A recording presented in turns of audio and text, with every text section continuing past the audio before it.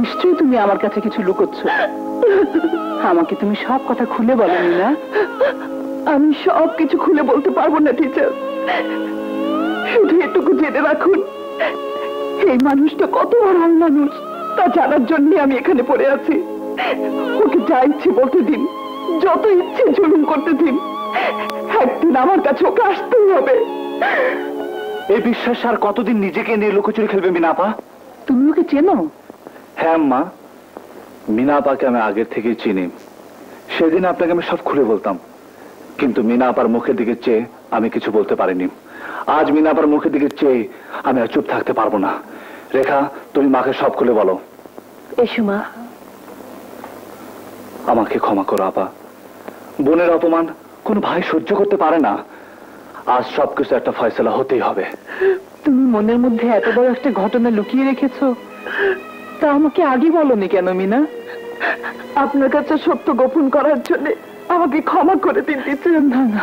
আচ্ছা মিনাপা, যে মানুষটি বিয়ের নামে প্রতারণা করলো, আপনার এত বড় সর্বনাশ করলো, তাকে নিয়ে সংসার করার কথা কি করে ভাবছেন? হ্যাঁ বোন, আমি চাইলে আত্মহত্যা করতে পারতাম, ওকে পুলিশে দিতে পারতাম, কিন্তু কেন করবো এসব? আমি যা কিছু হারিয়েছি তার সঙ্গে রয়েছে ধর্মের বন্ধন, আর এই বন্ধনের দাবিতে ওর কাছ হতে স্ত্রীর মর্যাদা আদায় করবো আমি। তোমার এই দাবি তার জন্য মতো অসন্তোষ মেনে নিবে? আর নিল তোমার বাবার ধন সম্পদ আভিজাত্য, তা মেনে নিতে পারবে না। এই ব্যাপারগুলো একবার চিন্তা করে দেখেছো আপা? যে বাবা তার মেয়ের বয়সে একটি মেয়েকে বিয়ে করে ঘরে আনতে পারে, আমার এত বড় দুঃসময় আমার পাশে না থেকে বউকে নিয়ে হানিমুনে যেতে পারে, সে বাবার সম্মান বাঁচানোর চাইতে ওই গুন্ডার সংসার করা অনেক ভালো।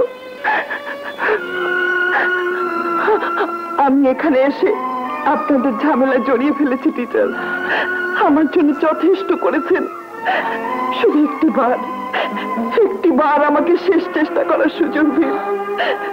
যদি সফল না হই, এই পড়া জীবনটাকে নিয়ে অনেক অনেক দূরে চলে যাব, আর কোনো দিন কাউকে জ্বালাতে আসবো না। ও কথা বলতেনি মা। সত্যিকারের ভালোবাসা কোন দিন বিফলে যায় না। এই ঘর তোমার, এই ঘর ছেড়ে তুমি সেদিনই যাবে যেদিন তুমি তোমার স্বামীর ঘরে যাবে।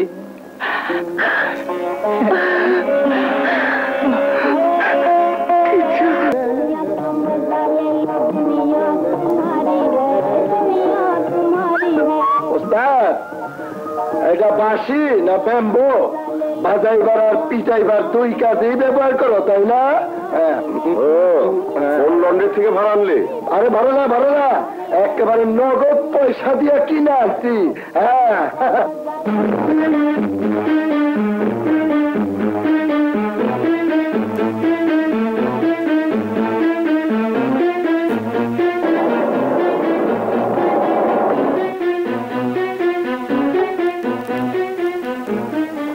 ওস্তাদ এত সুন্দর গোলাপ।